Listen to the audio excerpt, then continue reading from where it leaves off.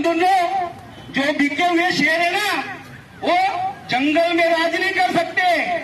बिके हुए शेर सर्कस में होते हैं, और हम जो है वो बिके हुए नहीं, ईमानदार और स्वाभिमानी कौम के बच्चे हैं।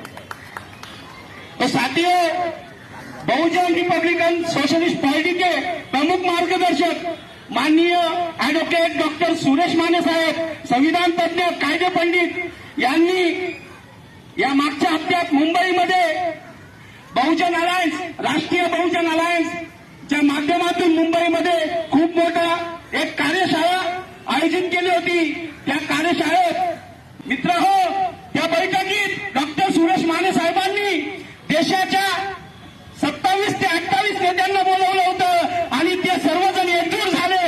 एकजूट काय होत आहे की इथून ही विकृत मानसिकतेची सत्ता देशामधून गायब झाली पाहिजे आणि परत बहुजन समाजाचं, जसं कांशीरामजी म्हणतात की मुझे मेरे सपनों का भारत सम्राट अशोक का भारत चाहिए। म्हणून आज आदरणीय भंते गौतम रत्न महातेरो आणि त्यांचा भिक्खू संघ यांच्या उपस्थितीत, यांच्या मार्गदर्शनाने, यांच्या नेतृत्वात जे साखळी उपोषण आणि विशाल आक्रोश मोर्चाचं आयोजन केलं आहे। काल दिनांक 1 तारीखपासून ते 8 तारीखपर्यंत, 8 तारखेला आपला विशाल आक्रोश मोर्चा आहे।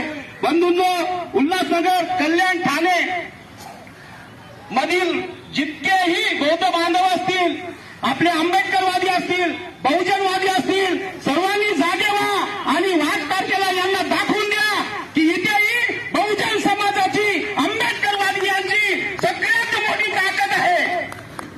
मित्रांनो, आज आदरणीय बनते गौतम रत्न महातेरो यांनी जे 7 दिवसीय धरणे आंदोलन इथे आयोजित केलं, त्या धरणे आंदोलनाला बहुजन रिपब्लिकन सोशलिस्ट पार्टीचा जाहीर पाठिंबा आहे आणि या धरणे आंदोलनामध्ये आम्ही प्रत्यक्ष सामील राहू।